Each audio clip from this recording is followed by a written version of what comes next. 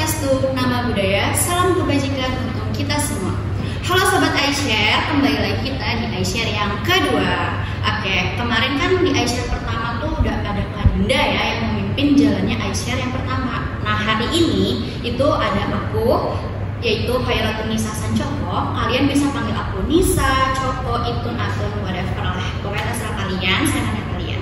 Nah hari ini kita tuh bakal membahas tema yang cukup menarik nih teman-teman, yaitu mahasiswa berprestasi itu passion atau panggilan sih gitu.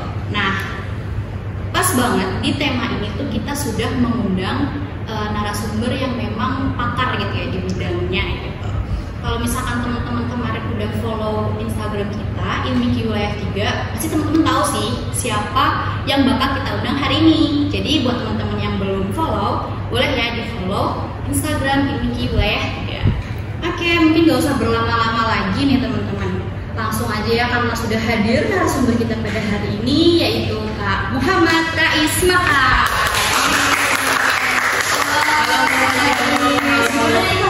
Alhamdulillah baik. Kamu sendiri gimana kabarnya? Alhamdulillah baik. Terima kasih. Gimana Kak Rais kesibukannya kali ini? Gimana ya? Jujur sebagai mahasiswa, pastinya apalagi di sekarang di semester 8 kita sedang disibukkan dengan tugas akhir gitu. Tapi nggak hanya itu, aku juga mengikuti berbagai organisasi. Sebenarnya baik di tingkat fakultas masih belum serah terima jabatan, jadi belum secara ofisial lancar gitu ya. Dan sekarang ini juga kan masih salah satu di LMIK juga. Iya, masih megang jabatan. Dan juga ada ini juga ya, ada amanah lainnya juga di organisasi yang lain. Masya Allah, sungguh kayaknya agak banyak ya Kak ya. Alhamdulillah, Masya Allah. Tapi Kak Rais masih menyempatkan waktunya untuk hadir di podcast hari ini nih teman-teman. Tangan dulu ya. Kak Rais, kemarin kan Kak Rais sudah buat video perkenalan ya, yang di Instagram Ilmiki tuh. Iya, betul. Itu secara singkat aja. Nah hari ini boleh nggak sih Kak Rais tuh memperkenalkan diri lagi, tapi kayak ceritain gitu kayak Kak Rais sudah pernah ikut lomba apa aja sih, terus prestasi selama ini yang pernah diraih Kak Rais tuh apa aja? Boleh Kak, silakan. Oke, sekali lagi aku ingin menyapa teman-teman semuanya. Halo teman-teman semuanya. Assalamualaikum warahmatullahi wabarakatuh. Shalom Swastiastu, Nama Budaya, Salam Kebajikan. Perkenalkan, nama aku Muhammad Rais Maka, atau yang sering dipanggil juga dengan Rais. Aku merupakan mahasiswa semester 8 di Universitas Indonesia, lebih tepatnya di Fakultas Ilmu Keperawatan. Ya, teman-teman, pasti teman-teman udah tahu kalau aku adalah mahasiswa keperawatan. Dan saat ini, ya tadi sempat di-skill dikit ya terkait dengan mahasiswa berprestasi. Aku merupakan mahasiswa berprestasi. Aku ikut di angkatan di tahun 2023 sama di tahun 2024. Di tahun 2023 aku meraih juara kedua, tapi di tahun 2024 aku meraih juara 3. Agak turun dikit ya. Tapi pastinya teman-teman ada persaingan ya. Betul. Ada persaingan juga dengan rekan-rekan lainnya, tapi ini nggak membuat aku merasa bahwa ya ketika jadi mahasiswa berprestasi kamu harus ini itu dan lain sebagainya gitu. Selain mungkin di mahasiswa berprestasi, kemarin aku juga meraih beberapa prestasi yang bisa dibilang menunjang aku untuk menjadi mahasiswa berprestasi. Misalnya adalah prestasi-prestasi di bidang karya tulis ilmiah dan juga esai gitu di beberapa universitas. Dan juga kemarin sempat juga menjadi perwakilan dari Universitas Indonesia di suatu ajang yang namanya adalah Tanoto Student Research Award by Tanoto Foundation and UNESCO. Itu di tahun 2023 kalau nggak salah. Iya betul sekali. Jadi bersama dengan rekan-rekan mahasiswa lainnya kita mengadakan penelitian dengan tujuan pada kelompok-kelompok tertentu. Salah satunya adalah kelompok penyandang disabilitas. Begitu. Keren banget ya teman-teman. Ternyata banyak banget nih. Selain organisasi, prestasinya juga jalan. Alhamdulillah. Keren banget guys. Oke.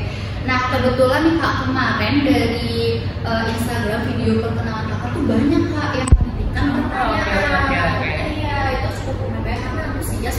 Ya, alhamdulillah. Temanya kan juga menarik gitu. Iya betul.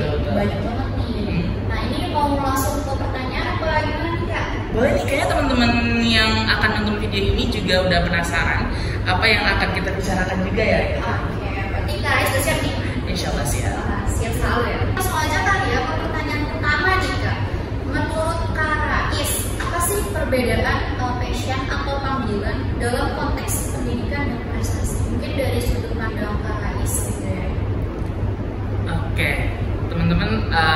udah pertanyaan pemanasan duluan ya pastinya soal passion dan juga panggilan gitu.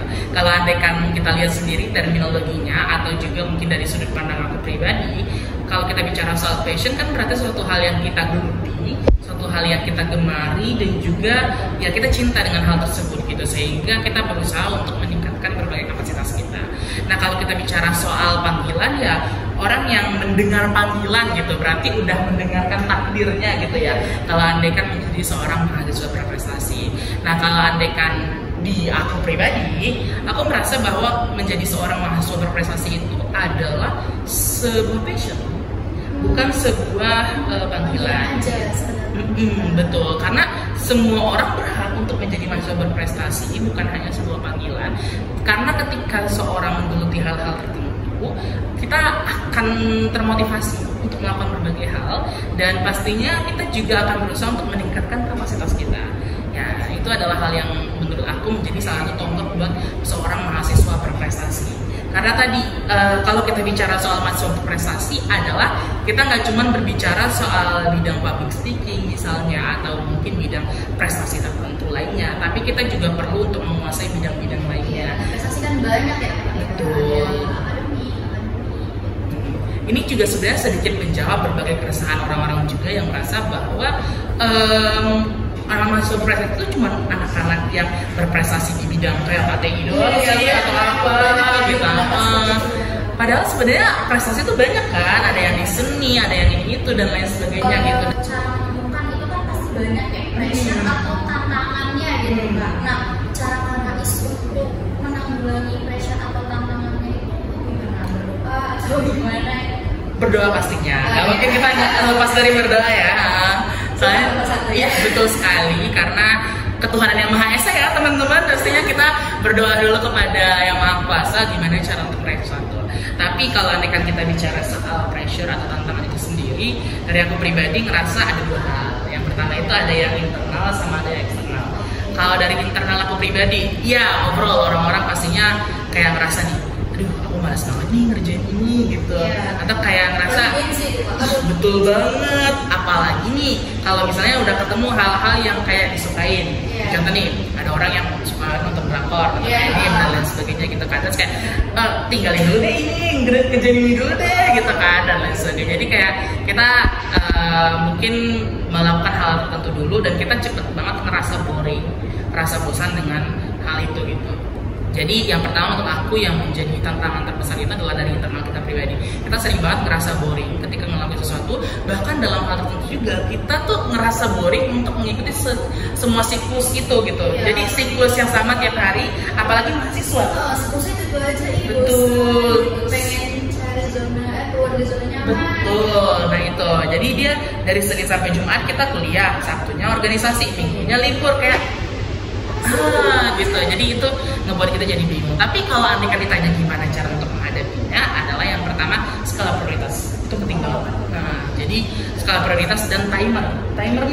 Timer menurut aku penting banget. Jadi kayak kita misalnya nih lebih ke ngewaktuin kita dalam jangka waktu segini kita akan ngapain gitu. Jadi emang harus terstruktur ya Kak ya. Betul. Ya nggak yang struktur banget ya teman-teman. Aku tuh juga bukan orang yang terstruktur banget. Tapi bisa dicoba gitu ya.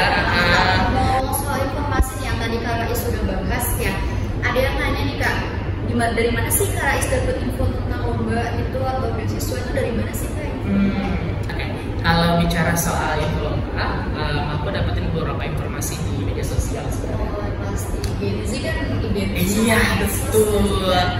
Kan teman-teman tahu kalau andaikan algoritma dari Instagram tuh cukup menarik ya. Jadi kayak bubble gitu. Jadi semacam efek bubble yang membuat berbagai informasi itu jadi ketimbun di satu tempat gitu. Itu cara yang pertama. Karena kita nggak mungkin ngikutin semua Instagram dari orang-orang gitu kan.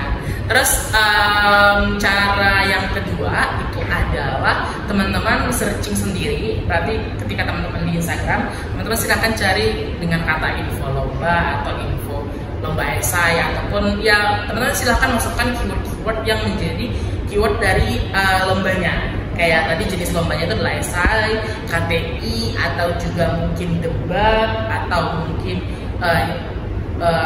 menyanyi, singing dan lain sebagainya gitu. Tadi itu kan ada ada kita nyinggung soal pressure juga. Tadi kan salah satunya kan dari lingkungan sekitar ya Kak ya.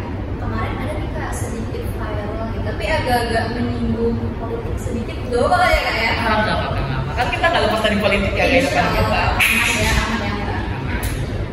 Oke, jadi pertanyaannya itu tuh tanggapan sih ini mengenai pemangkasan anggaran nih Kak. Itu berpengaruh nggak sih Kak terhadap mahasiswa berprestasi, terutama kayak Kak Rais kan sering ikut lomba gitu kan, terus beasiswa juga gitu, itu bakal berpengaruh nggak sih kalau menurut Kakak pribadi? Oke, ketika kita ngomongin ini agak-agak panas ya, sensitif dikit gitu. Tapi teman-teman kalau kita bicara soal politik, sebenarnya itu bukan hal yang sensitif banget bagi kehidupan kita, karena ya kembali lagi selalu bersinggungan. Apapun kebijakan yang dibuat sebenarnya nanti akan bermuara ke rakyat juga gitu kan. Nah, terkait dengan pemangkasan anggaran ini khususnya pendidikannya. Iya betul. Biarkan aku bicara dari dua POV, dua sudut pandang, sebagai seorang mahasiswa atau juga sebagai seorang rakyat biasa. Oh oke, boleh. Karena kan orang-orang sering bilang kalau nikah nafsu nanti dibilang mahasiswa ya, jadi biarkan aku nanti memiliki dua pandangan gitu ya. Yang pertama kita bicara soal pendidikan di pandangan mahasiswa ya. POV mahasiswa dulu ya. Iya betul. Karena ketika kita menjadi seorang mahasiswa, kita dituntut menjadi agent of change yang sekarang ini mungkin dielulukan sebagai generasi emas di tahun 2045. Dan menurut aku salah satu cara untuk mencerdaskan kehidupan bangsa itu adalah lewat pendidikan.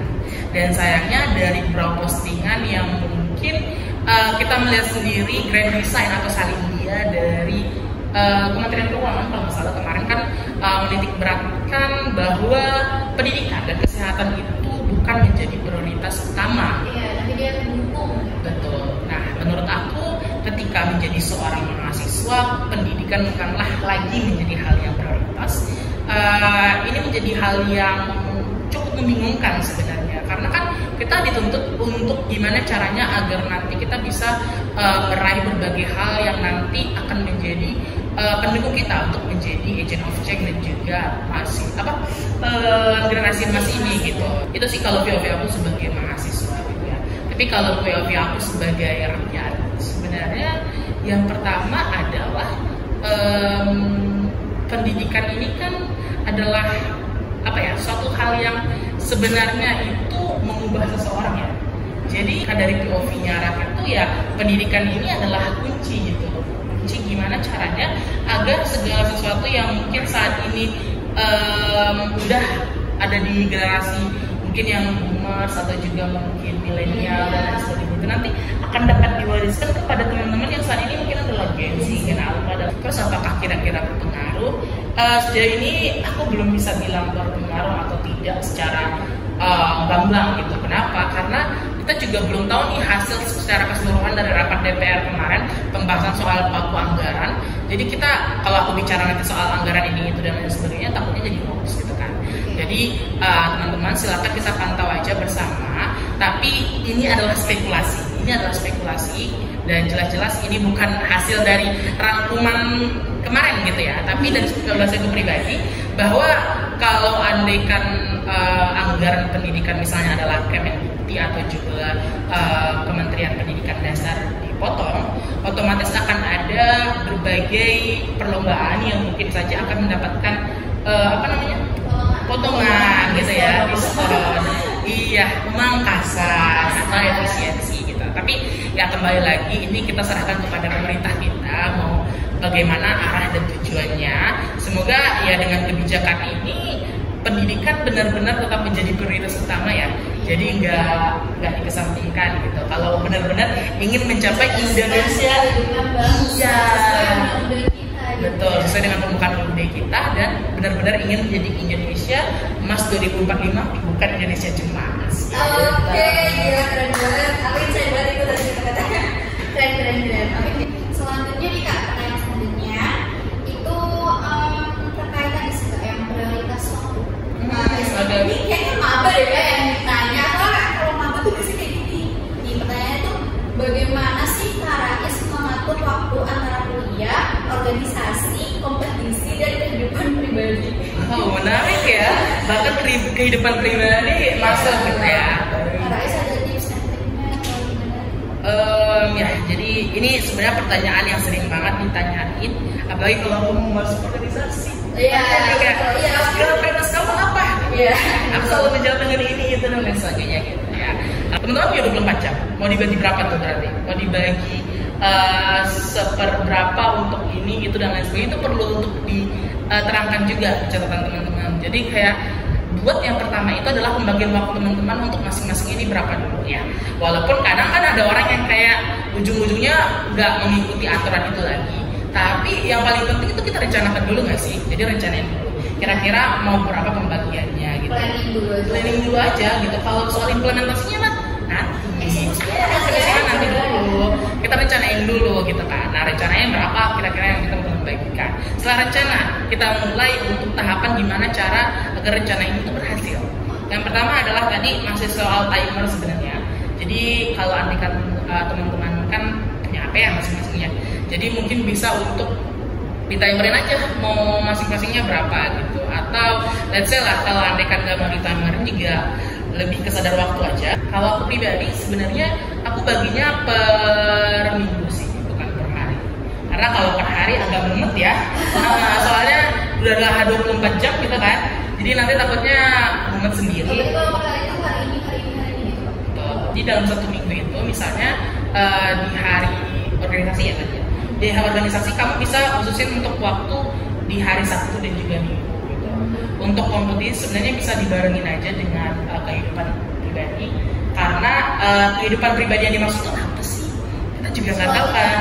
Scroll TikTok dan lain sebagainya. Karena itu bagian dari coping ya, bagian dari gimana cara kita untuk mungkin manage stress dan lain sebagainya. Jadi ya masih bisa untuk dimasukkan berbarengan dengan tadi gitu. Dan satu lagi yang perlu aku tekanin juga adalah know your limit sih. Jadi kayak kamu tahu gimana sih batas kamu. Jadi apakah kamu ingin melewati batas itu buat adaptasi atau mungkin kamu mau sampai batas itu aja gitu. Jadi kayak karena kadang ada orang kan yang benar-benar dia harus tahu limitnya dia. Kalau enggak ya ujung-ujungnya dia bakal malas sendiri, amburadul. Jadi teman-teman perlu untuk ya ibaratnya tuh teman-teman punya kantong, tapi kantong itu harus dibagi-bagi untuk beberapa, ada uang receh gitu, ada ATM, ada ini itu dan lain sebagainya gitu. Jadi ya kembali lagi bukan saku sih, lebih tepatnya dompet. Iya dompet ya. Kalau dompet berarti teman-teman harus punya ruangnya masing-masing. Iya, ada space-nya kan. Betul. Space itu apa? Waktu. Oke deh, mungkin ini agak-agak udah pertanyaan terakhir nih Kak. Ini lebih ke prospek.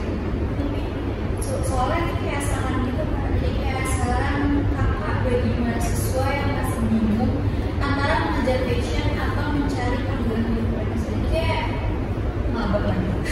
Masalahnya kalau maba tuh baru masuk dunia perkuliahan tuh kayak masih bingung gitu loh. Aku harus jadi mapas nggak ya? Atau aku harus kupu atau harus pura-pura atau gimana gitu. Nah saran Kak sih buat teman-teman Aisyah gimana? Oke. Teman-teman Aisyah dan juga teman-teman yang mengikuti Instagram dari Ilmiki atau media sosial dari Ilmiki Wilayah 3 perlu aku garis bawahi dulu nih. Kan biasanya yang ngeliatin Instagram kan ini ya teman-teman mahasiswa keperawatan juga gitu. Ini aku berbicara soal realita yang sering aku lihat di lapangan, bahwa kita yang teman-teman mahasiswa keperawatan ini sering banget kayak ngerasa aku kayaknya udah cukup deh dengan kuliah aku, karena ya udah gitu, aku kan ujung-ujungnya ke rumah sakit ya, ke klinik atau ke apapun lah itu intinya yang di bidang itu, atau mungkin kayak ngerasa udah sibuk dengan itu, ngerasa udah cukup banget dengan hal itu, sampai lupa bahwa ternyata ada berbagai bidang yang perlu digeluti juga, ada berbagai hal juga yang perlu teman-teman ketahui, perlu teman-teman tingkatkan gitu. Karena ya tadi kalau andekan teman-teman jadi perawat, oke fine, tapi apakah kira-kira teman-teman nggak ingin untuk mengetahui lebih banyak hal lagi, dan apakah teman-teman nggak ingin untuk berusaha untuk meningkatkan diri lagi gitu. Jadi silakan teman-teman berkaca juga. Dan menurut aku pribadi adalah ketika teman-teman ingin membangun SDM perawat itu sendiri, sebenarnya adalah dari teman-teman dulu. Gimana teman-teman bisa mengekspor bukan hanya di bidang keperawatan doang.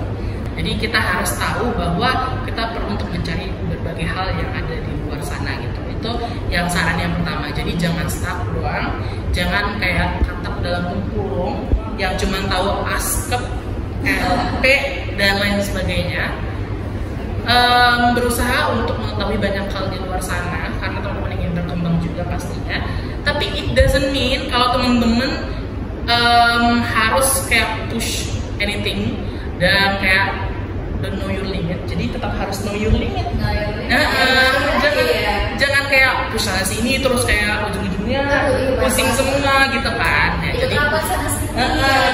jadi mending berusaha juga untuk tahu seperti apa. Aku selalu ingat banget kata-kata dari Mbak Najwa Shihab. Jadi ketika kita jadi mahasiswa tuh kita dapat privilege yang enggak dimiliki oleh orang-orang di luar sana, atau mungkin teman-teman lainnya yang berusaha untuk meraih kursi yang sama dengan kita gitu. Gunakan privilege itu untuk berkembang. Gimana teman-teman berusaha untuk menggunakan 4 tahun menjadi mahasiswa sarjana dan mungkin 1 tahun menjadi mahasiswa profesi, atau mungkin tahun-tahun lainnya teman-teman habiskan untuk dalam pendidikan, jangan disia-siain. Ya, karena banget sih udah tapi ya udah cuma tahu dan kembali lagi nanti abis ini semua kita menghadapi pasca kampus, dan pasca kampus itu lebih mengerikan dari bicara soal kuliah aja. Jadi ya kembali lagi kita harus sudah membiasakan diri untuk saat ini gimana cara untuk bertarung dengan diri sendiri, bertarung dengan berbagai masalah yang ada di lingkungan sekitar kita, dan pastinya adalah bertarung dengan berbagai hal yang juga akan menekan lingkungan kita. Like jawabannya cukup inspirasi sih Kak. Apalagi tadi beberapa banyak STKS yang ada yang soal prioritas waktu, terus know your limit itu menjadi insight aku juga sih sebagai MC pada hari ini. Oke deh. Nah sebenarnya sih satu pertanyaan sih Kak, tapi itu soal organisasi Miki gitu. Nah kalau misalnya kita undang yang lebih pakar gimana nih? Kira-kira setuju nggak? Setuju banget sih sebenarnya. Iya, jadi hari ini kita tuh bakal kedatangan satu narasumber lagi Kak. Kalau kita sendiri. Iya, bisa tahu lah. Langsung aja dulu Kak. Kita sambut yaitu Kak Muhammad Arya Saputra dari Universitas Nasional Salatiga dan Wilayah 3 Miki berkali 2023-2025.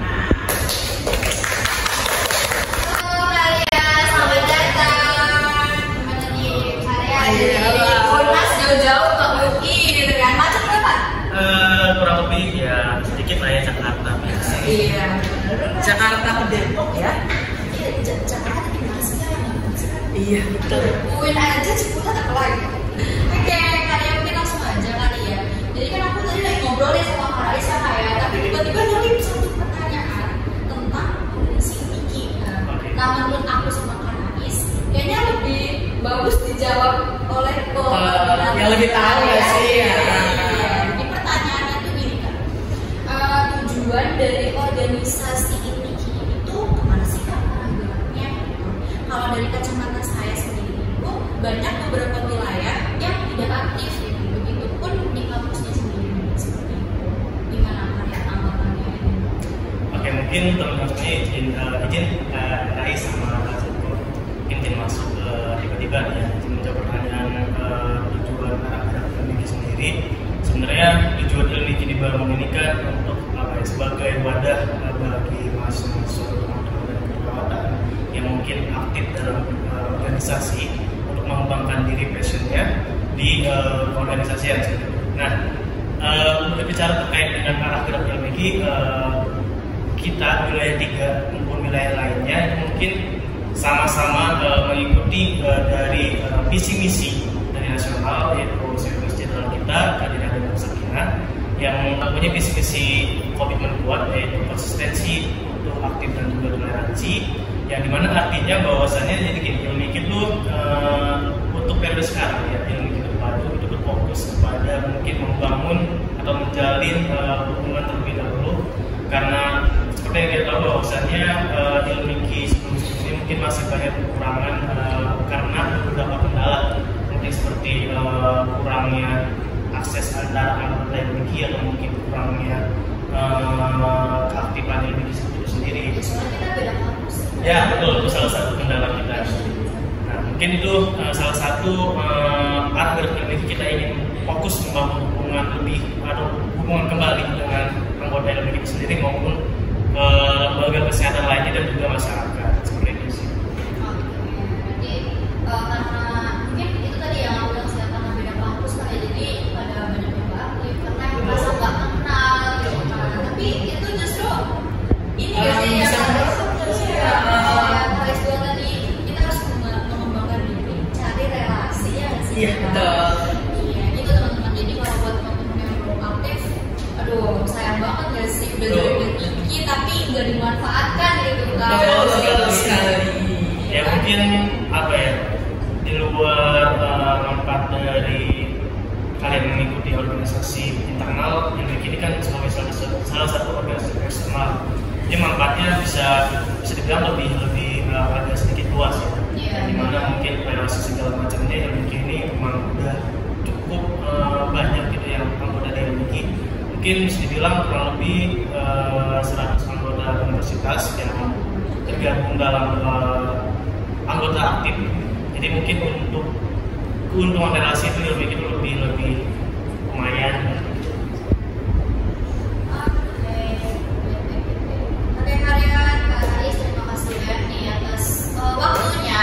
Jawabannya gitu ya. Kebetulan pertanyaan lo ini cuma satu kan, jadi ya tapi ya semoga di sini banyak kayak yang langsung aktif lagi, langsung wah kayak gue nggak boleh menyanyikan deh kalau gue ini. Oke, terima kasih banyak nih kepada Kak Ais dan juga Kak Arya yang sudah menerima waktunya, yang sudah hadir di podcast kita pada hari ini teman-teman. Semoga apa yang disampaikan oleh Kak Ais dan Kak Arya bisa bermanfaat ya untuk kita semua.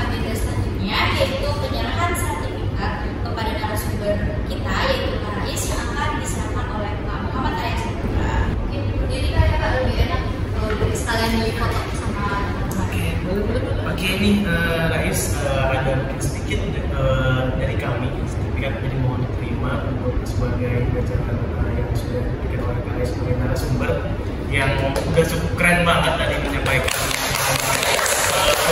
pertanyaan dari teman-teman semuanya. Terima kasih banyak Kak Rais. Mungkin foto dulu kali ya. 1, 2, 3. Oke bareng aku deh. 1, 2, 3. Oke, terima kasih banyak. Oke teman-teman, berakhir sudah sesi podcast Aisyah kita pada hari ini. Itu tadi adalah perbincangan sedikit ya tentang mahasiswa referensi passion atau panggilan yang sudah dibawakan oleh Kak Rais dan juga tentang organisasi LMIK itu sendiri yang sudah dibawakan oleh Kak Arya Saputra. Semoga perbincangan kita pada hari ini bisa lebih memotivasi kita lagi ya teman-teman untuk menjadi yang lebih baik ke depannya. Oke, mungkin itu saja dari saya. Mohon maaf apabila ada salah kata dan lainnya. Sampai jumpa di episode berikutnya. See you, bye-bye.